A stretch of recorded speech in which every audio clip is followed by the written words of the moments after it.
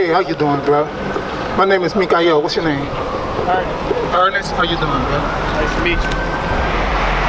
So what's your question? I really have no question. Eddie. I really want to learn what y'all do, you know, and how do y'all stay righteous? How do y'all stay in line with God's word, you know, keeping the commandments, you know, the strength y'all have? Okay, all praises. That's a good question. Give me the book of Malachi chapter 3 and verse 16. Bring it out. So we're going to show you step by step what we got to do. Malachi chapter 3 verse 16. Read I have that. about 7 minutes. Okay. As well. Okay. Read that. This is the book of Malachi, chapter 3 and verse 16. Then they that feared the Lord spake often one to another. So I brought that scripture out first because you got a flyer, right? So give us a phone call. Call us. Give me Psalms 133 and 1. So the first step is to communicate. We got to speak often one to another. All these brothers talk to each other constantly. Because the scriptures say two are better than one. That's right. Read. This is the book of Psalms, chapter 133 and verse 1. Behold, how good and how pleasant it is for brethren to dwell together in unity. So it says how pleasant and good it is for brethren to dwell together in unity, meaning I go and I see this brother often. I see this brother. We hang with each other. We're away from those that are out in the world. Give me Romans 12 and 2. Bring it up. Because this is the process. This is how you change right here. Romans 12 and 2. Bring it up. This is the book of Romans, chapter 12 and verse 2. And be not conformed to this world, but be ye transformed by the renewing of your mind. So you have to start to change your mindset.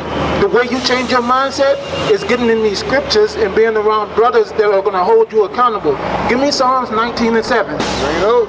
But this was a beautiful question, and this is going to change the whole community once we all start doing this. Read that, Psalms 19 and 7. This is the book of Psalms, chapter 19 and verse 7. Bring it out. The law of the Lord is perfect, converting the soul. Doing what? Converting the soul. Converting and transforming are the same word. It's talking about change. Everybody wants change, but they don't want to change. It starts with you. You got to reach out to us and make that first step. Like, I'm going to show you something that you did today. You know what today is? Before I go there? Today is the Sabbath day, I believe. Okay, you understand that today is the Sabbath day. Give me Nehemiah 10 and 31. Bring it on. This is how we help right here. We're going to show you how to get right.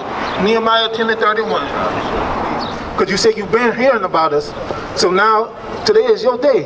Read that, Nehemiah 10:31. This is the book of Nehemiah, chapter 10 and verse 31. Bring it up. And if the people of the land bring ware or any victuals on the Sabbath day, ware or victuals, so food or clothing, victuals is food. Read. On the Sabbath day to sell, that we would not buy it of them on the Sabbath. So what does that mean? Could you explain? That means we shouldn't be buying on the Sabbath day, which is today. So like you walk to Dollar General and you brought victuals. You got food in there. You should have brought it yesterday if you could. Or wait till tomorrow or tonight. But on the Sabbath day, we shouldn't be buying or selling. Give me Exodus 35 and 3. Bring it out. Watch this. So not only should we not be buying and selling, there are other things that we shouldn't be doing on the Sabbath day. Read. This is the book of Exodus, chapter 35 and verse 3. Ye shall kindle no fire throughout your habitations upon the Sabbath day. So what is that talking about? Is the Most High God wanting us to freeze our behinds off on the Sabbath if it's cold? No, that's not what that's talking about. When he says you shall kindle no fire, he's talking about to cook. The precept to that is Exodus 16 and 23. So you shouldn't be cooking on the Sabbath day. Read that. This is the book of Exodus, chapter 16 and verse 23. And he said unto them, this is that which the Lord has said, tomorrow is the rest of the holy Sabbath. So if this would have been today's time, Moses would have been speaking to the children of Israel on what we know as a Friday, telling them that tomorrow is the Sabbath day. Read. Unto the Lord, bake that which ye will bake today. So bake what you gonna bake on Friday. Read. And see it that ye will see it. The word seed means to boil. Read. And that which remaineth over lay up for you to be kept until the morning. So He says, make everything on Friday and eat leftovers on the Sabbath day, because we shouldn't be cooking on the Sabbath. Right. Give me Leviticus 23. Bring it out. 23 and 2. Let's see what we should be doing on the Sabbath day. Bring it out. Come on, bro. This is the book of Leviticus, chapter 23 and verse 2. Speak unto the children of Israel, and say unto them, concerning the feasts of the Lord, which ye shall proclaim to be holy convocations, even these are my feasts. 6 days shall work be done. So 6 days, from Sunday to Friday, work shall be done. Read. But the 7th day is the Sabbath of rest. The 7th day, Saturday. In Spanish, sábado. All these things mean 7. So they already knew that the Saturday, what we know as Saturday, was the Sabbath day. What should we do on the Sabbath? Read it again.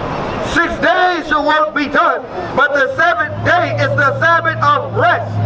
In holy convocation. So it's a holy convocation, a set-apart gathering, meaning you should come together with your family that's keeping these laws, statutes, and commandments. Read.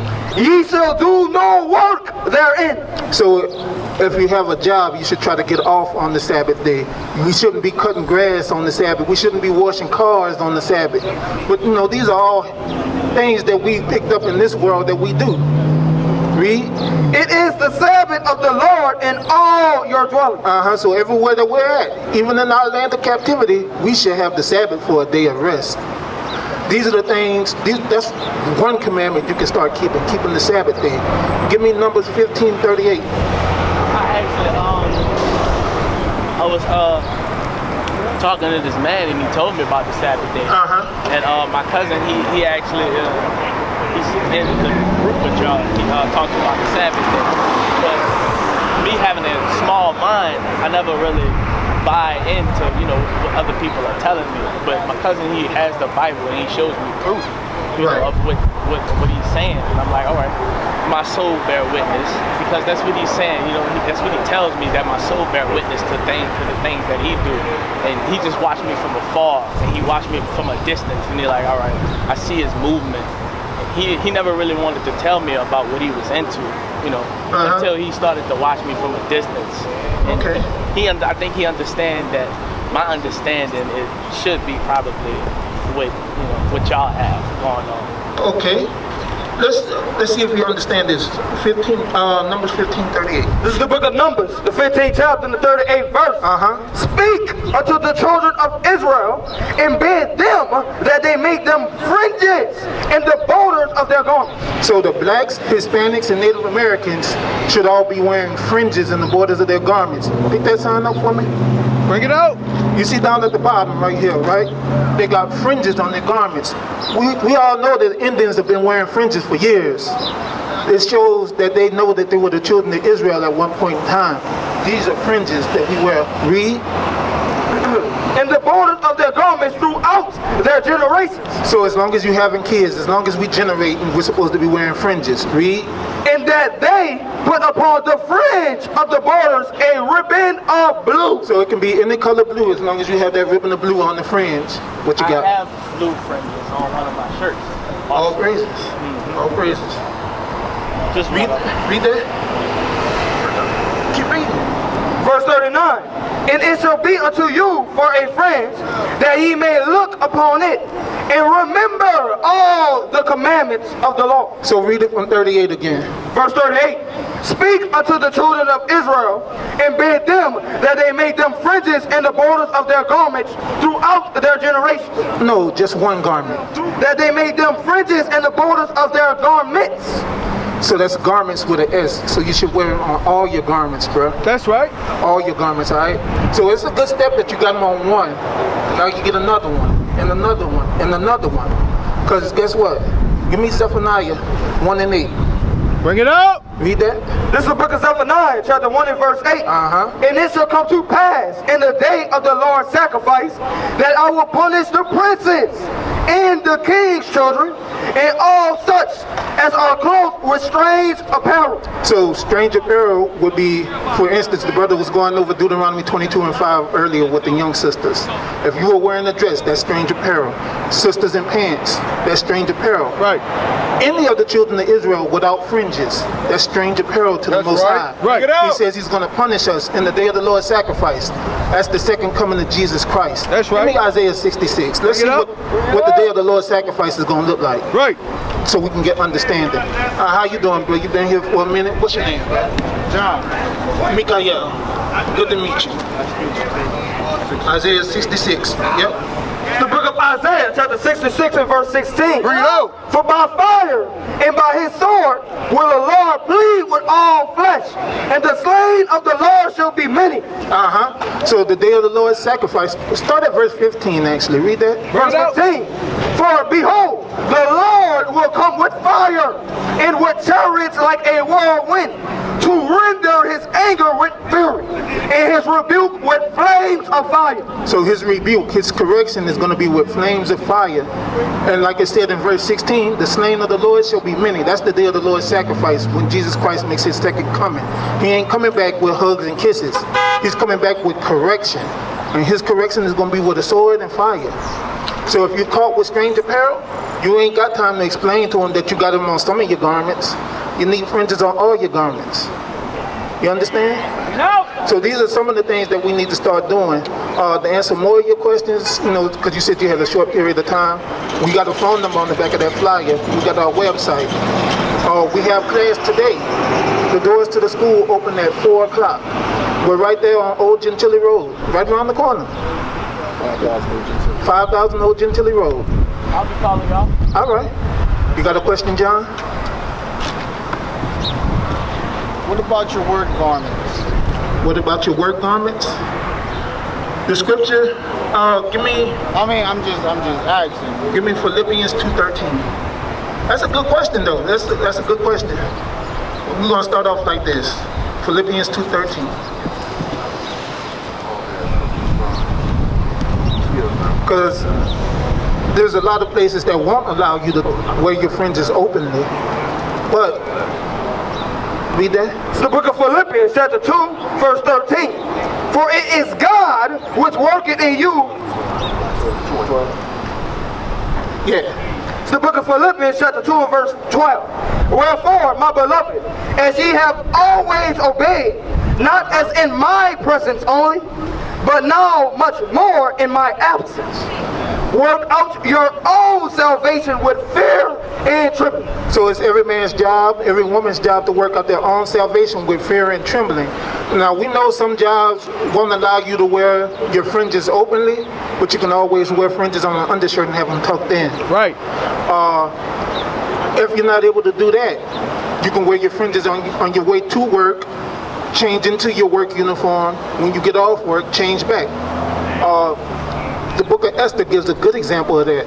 Esther had to put on the garments of the Midianites, the Persians, so to speak, today. Right. Because she wasn't the queen of the Persians, she was an Israelite. But she had to wear those garments. As soon as she was away from the people, she put back on her Israelite garments. You understand? So it's the same thing we have to do today in society. Like, I work at a job where you can't wear your fringes out openly, but I have them tucked in. So, you know, there are things you can do, and there's also, you can use religious rights. You can get a letter written, possibly. So there's ways you can get around it. Did you have any other questions? No, really. The one thing that caught my eye was the start of it all, Jacob and Esau. I seen that y'all had that up there, and I was like, you know, that's something that when it comes to the conversation, I openly tell people about. You know what I mean? And that's just something that I didn't realize, just getting to my word and reading my Bible on my own. Right. And so when I seen that, it caught my eye, so I just hopped off the bus. I don't know how I'm gonna get to where I was going now, but I seen it and I hopped off the bus because I always have open ears to what God has to say. Hey, all praises. The Most High is gonna make a way for you to get to where you gotta go, bro. Because he wanted you to be hopping off the bus. I was like, you know what? I'm just gonna have to hop off the bus with faith and go see what these brothers are talking about. Watch this. Give me Isaiah 46 and 10. I'm gonna show you something. Bring it out. Isaiah 46 and 10. It's not a coincidence, bro. It's not a coincidence at all. Read that. This is the book of Isaiah, chapter 46 and verse 10. Declaring the end from the beginning and from ancient times the things that are not yet done. So in the beginning, the Most High God said you was going to run into the prophets today. You was going to be riding the bus and you was going to see the Jacob and Esau sign. You was going to get off the bus and get this word. That's right. Today is your day. Give me Deuteronomy 30 and 19. I'm going to show you something. Bring it out. Show you how important this is. All right? Bring it out. Deuteronomy 30 and 19. It's the book of Deuteronomy, chapter 30 and verse 19. I call heaven and earth to record this day against you. So heaven and earth is recording this day right now, John. Read. That I have set before you life and death. So he set before you life and death. Read. Blessing and cursing. The blessings and curses. Deuteronomy 28 chapter. Read. Therefore, choose life. He's saying choose life. Proverbs 7 and 2. Let's see what life is. Bring it out. He said choose life. Choose life. Bring it out. Today. It starts today, bro. This is the book of Proverbs, chapter 7 and verse 2. That's right. Keep my commandments and live. He said keep my commandments and live. The commandments are the way of life. So choose life. Choose the commandments. Give me Leviticus 21 and 5. Let's get into some of the commandments. Read. This is the book of Leviticus, chapter 21 and verse 5. They shall not make baldness upon their head, neither shall they shave off the corner of their beard. So can you grow a full beard? Or is that all you can grow? Nah, I said I wasn't gonna do it no more. I wasn't gonna shave my beard no more. I said I wasn't gonna cut my hair no more. And honestly, I just did this an hour ago. I had, it was just looking, a little wild, and I gotta work and gotta be presentable. You can trim your beard and you can keep yourself neat, but the shave off the corners of your beard, the shave it completely off, you cannot do. You can get a haircut. A lot of these brothers out here got haircuts. You don't have to let your hair grow wild. You can get a haircut and be presentable. Because guess what? You represent the Most High God. That's right. You don't want nobody out here looking like a bum. He said you're a royal priesthood. So that means you can be presentable. Give me Ezekiel 5 and 1? Yeah. All praises, man. Ezekiel 5 and verse 1. This is the book of Ezekiel, chapter 5 and verse 1. And thou, son of man, take thee a sharp knife, take thee a barber's razor. A what? A barber's razor. And do what? And cause it to pass upon thine head. So you can get a haircut. See that? See? Everything's in this Bible. I know it. I just ain't came across it yet. Bring it out. So give me Deuteronomy chapter 10 and verse 12. Because the brother know he Israel already. So let's see what's required of you already knowing. Deuteronomy 10 and 12. It's the book of Deuteronomy, the 10th chapter and the 12th verse. And now, Israel, what does the Lord thy God require of thee? So there's some requirements with knowing that you Israel. Read. But to fear the Lord thy God. So the first requirement is to fear God. Give me Psalms 119 and 120. Let's see what the fear of God is. Psalms 119. Just go on, please. I got you on the I will. I'm sorry. I will. I'm sorry. Read that. This is the book of Psalms, chapter 119 and verse 120. My flesh trembleth for fear of thee, and I am afraid of thy judgments. So the fear of the Most High God is to fear his judgments for breaking the commandments.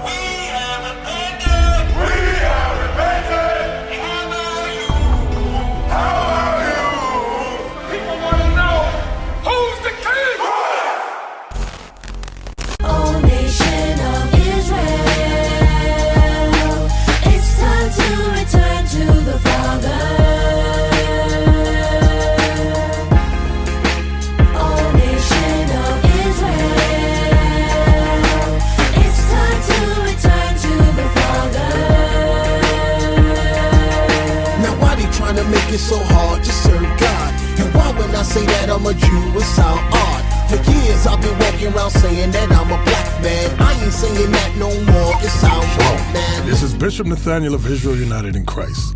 Please subscribe to our YouTube channels. Stay up to date with our latest events, music, and classroom lessons.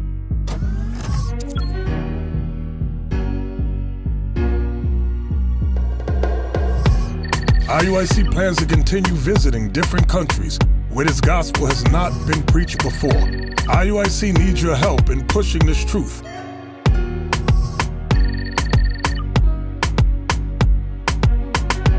So join us. Subscribe to our Instagram, Facebook, Twitter, and podcasts, and stay up to date with us.